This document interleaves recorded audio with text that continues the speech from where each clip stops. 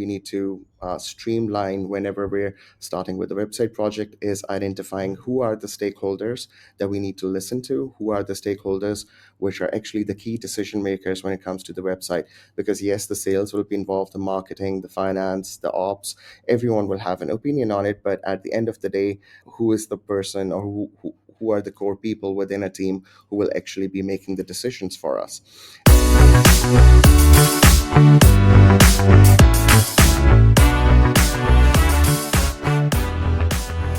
We're back, everybody. Quick Fire Marketing, another episode with my very special guest, Hanan, anime lover and website extraordinaire. Hanan, tell us a little bit about yourself. So much for having me, ET. So I have an agency. It's called Digital Rift Agency. We specialize in website development, design, and all things UI, UX, video, graphical, animation, etc. And we are part of the EMA Alliance. Thank you, Hanan, for joining us today. We're focusing on websites. Why? Because everyone feels like their website's never good enough. So thanks for joining us. Getting into it, website optimization. I feel like websites are something that are constantly tuned and tinkered with. And it's also an area that all teams, whether they interact with it daily or not, have an opinion of. It could even be like the finance person that's hidden in a hole somewhere, or your engineer or your sales team. They all have an opinion of how your website looks when they get to it. How do you manage that when you work with teams? So yeah, first of all, absolutely, websites are an easy target and they're always in the line of fire. And they are also the biggest and most prominent real estate asset that any company has, whether that's e-commerce store or a B2B tech startup or just a blogger, anyone. That's your storefront. So obviously everyone's going to have an opinion about it and everyone's going to have all eyes on it. The challenge that you have is how to take care of all the stakeholders involved. And the very first part that we need to streamline whenever we're starting with the website project is identifying who are the stakeholders that we need to listen to, who are the stakeholders which are actually the key decision makers when it comes to the website. Because yes, the sales will be involved, the marketing, the finance, the ops, everyone will have an opinion on it. But at the end of the day, who is the person, or who are the core people within a team who will actually be making the decisions for us? This has happened when you're starting off with the project. The CEO is pretty busy and it's a lot of hard work, and the CEO doesn't want to be involved with that. And they decide that I give full autonomy and authority to this so and so person. And at the very end, right when you're about to launch, they're like, okay, yeah, oh, we need to change this, change that. So that's very important that we don't run into such issues. And the only way to do that is to include all the decision makers, identify them and include them. Even if they say that at the end of the day, we don't want to be that much involved, we need to involve them. Yeah, 100%. And then when you start doing your optimizations, what are some need to haves versus some like we'd like to have these things? So, website optimization is a very large topic and it touches upon almost all aspects of your marketing. There are four basic types of website optimizations that we usually follow. Number one is obviously your SEO optimization, which includes your technical optimization, your on page, and your off page optimization. Each one of these topics could have a podcast of their own. They're so deep. And then you have the UX optimization, and then you have the content optimization, and then obviously you optimize for your mobile experience. So we'll start off a little bit about the most important optimizations, which is your technical optimization. With SEO on page, you have the meta tags and the descriptions and everything, and that's something that you usually have covered and it's easier to do. Technical optimization has a direct impact on your rankings, has a direct impact on your user experience, has a direct impact on whether you get those conversions or not. And all of this comes together and creates the CRO, which is your conversion rate optimization, which is an all encompassing topic which includes all of these. So you start off with technical optimization. That is a need to have. You cannot have a slow website. You cannot have a website which is ranking really bad on Google Lighthouse scores. You can't have a lag on your website.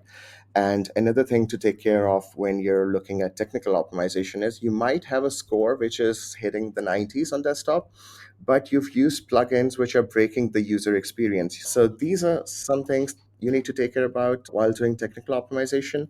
then I would say your mobile optimization is very, very important. Google actually penalizes you if your website is not optimized for mobile. And what that basically means when they say mobile first is your images need to be compressed, your images need to be resized, your images should not be going haywire on the mobile screen. Mm-hmm. You have a beautiful website on desktop, but on mobile, your whole experience just kind of crashes down. So just like you design a page for your desktop, you need to have a similar page designed for your mobile as well. And then you have the good to have experiences. User trend or behavior that is coming on the horizon that even myself as a casual website person am not aware of that I should be looking to experience? So the basics of SEO optimization remain the same. You need to have the keywords and everything. One new thing that is coming up with the advent of AI, machine learning, deep learning, all that is being integrated into the Google's core system, and Google algorithm is becoming more and more Mm-hmm. intelligent. So what that does is it is looking more towards the user intent data. So, for example, you're running a query that you're looking for something.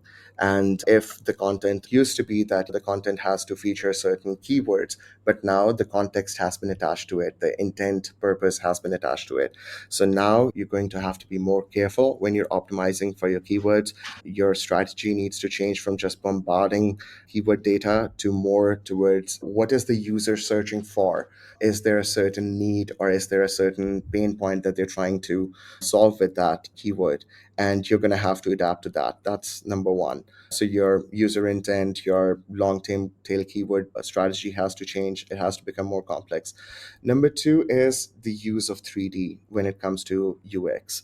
Everyone started to jump on board with the 3D elements.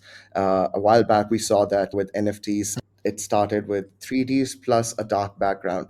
But dark background was kind of like a fad. It comes in one year, it's in one year, then it goes away the other year. But the 3D is the next thing that whenever you want to impress people or show that, yeah, we're a company which has put thought into the website design and you want to all your audiences capture them, you go with the 3D design. May that be with just incorporating small 3D elements just to keep people captivated, or having a whole experiential website which kind of like delves you into a 3D world and you go from one place to another. And obviously, I think everyone knows this by now, but videos. More and more people want to consume videos. The latest trend is for the blogs to have like a small snippet, small videos, just to capture the summary. People don't want to read, people just want to be given a small executive summary of what it is, not long form videos, just short form videos. Okay, so we got 3D elements, videos. On one end, those are all amazing things, super shiny objects. I love them. On the business side, which ones, maybe not even listed on that, have the shortest time to value? Like, what are good ones that a growing company could leverage and it doesn't take too long? So, one thing, I wouldn't say it's a quick win. I would say it's easy to execute and it keeps on adding value throughout your life cycle, is something to do with content marketing optimization. So, you need to really take a look at your content. Everyone has so far realized that we need to have a Mm-hmm. content hub where you get more keywords in and everything. But now, what people are realizing is you need to go a step further. Once you upload a content, you need to write news articles about that content. You need to create more content from that one piece of content. You need to amplify that, oh, we've created a content. And you need to have Instagram post or LinkedIn post or whatever relevant platform that you're functioning on.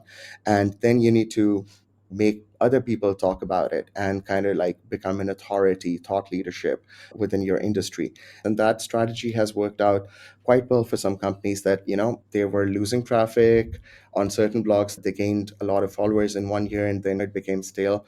But when they refresh the content with a new perspective, that really helps. All right. Thanks for joining the episode. You can find us wherever podcasts are found. Hit us up, talk about B2B marketing as usual. We're happy to chat.